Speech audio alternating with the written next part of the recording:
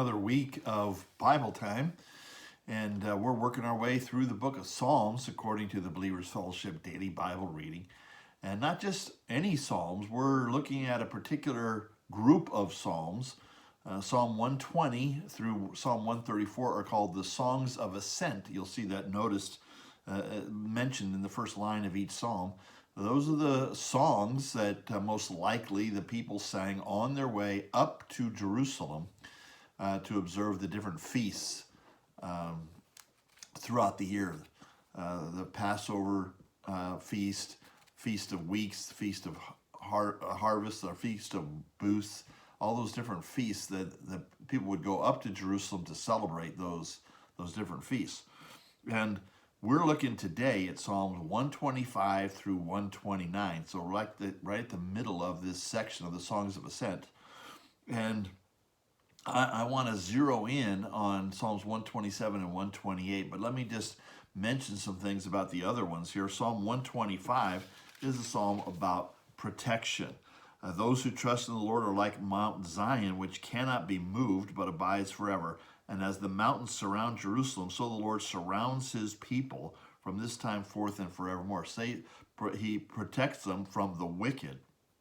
And Zion talks about the permanence of Zion. That talks about the security, the protection, the permanence of Zion. That's a reference to Jerusalem, which is a permanent city. The Lord, that's where the Lord is going to return to and rule from. So Zion has that sense of permanence to it. And when you're in Jerusalem, you see the mountains that surround Jerusalem, providing protection for Jerusalem. That's what God does for his people. It's a very graphic picture. You are standing in Jerusalem right now. This would be really a powerful picture for you of God's protection of his people. Psalm 126 most likely was written after the exile, after the Babylonian exile. It says, when the Lord restored the fortunes of Zion, we were like those who dream. This is like a dream come true that we get to come back and be back in Jerusalem after being in exile.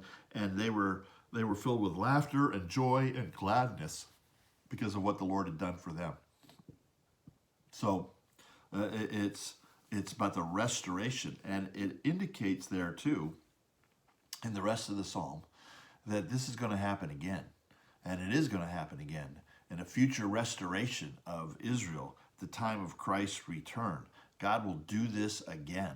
And it'll be, as it says there, that their weeping will turn into joy. And so that talks about restoration, protection, Psalm 125, restoration, Psalm 126, and 129 talks about preservation.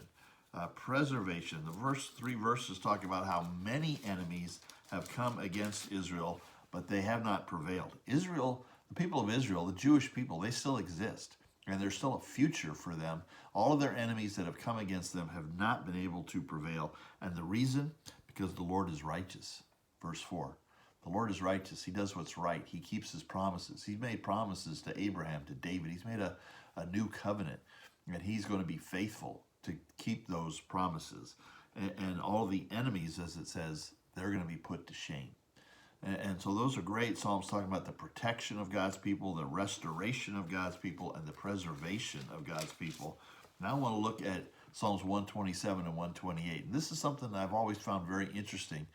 And I think it says something to us that's important. Right at the very heart of these songs of ascent, the songs people would be singing as they caravanned up to Jerusalem. Right at the very center, these two psalms are about the family. And that just, again, I think highlights the significance, the importance of the family. And this is the series that we just started at church on the family and the importance of it. And so this fits right in with what we're looking at church right now. And when you look at it, Psalm 127, the first couple of verses call us to submit to the sovereignty of the Lord. Unless the Lord builds the house, those who build it labor in vain. That's not saying that you don't do anything. Of course, you're going to be doing something. But are you going to be building according to God's plan or your plan? If you build according to your plan, your building will be in vain. Your labor will be in vain. It's a call to submit yourself to God's rulership, God's lordship over your family, and to build your family according to his plan. Verses 3 through 5 to call upon us to receive the grace of the Lord.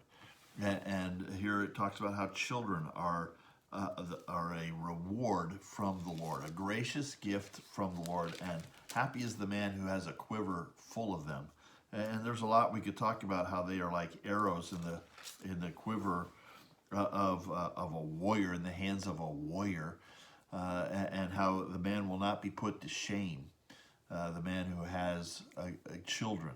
And so there's a lot we could say to that. The children are like arrows. Back in those days, you had to find wood and you had to make the arrow yourself. You had to make it the right weight, the right length, all those kinds of things, and then you shoot it out into the world. That's the idea with our children.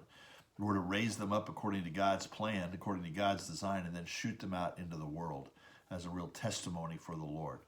Then Psalm 128 picks that up, and it talks about how we should rejoice in the goodness of the Lord.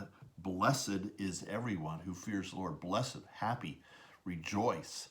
This is the goodness of God shown to people, and it's shown to those who fear the Lord and walk in his way. So it's a call to walk in the fear of the Lord. That's where the rejoicing comes from. That's where the blessing is found, by walking in the fear of the Lord. And then it talks about what you'll experience in those blessings. Verse 2, you shall eat the fruit of the labor of your hands. You'll be blessed, and it shall be well with you. Your wife will be like a fruitful vine within your house. Your children will be like olive shoots around your table. And listen to this. This is an exclamation on this.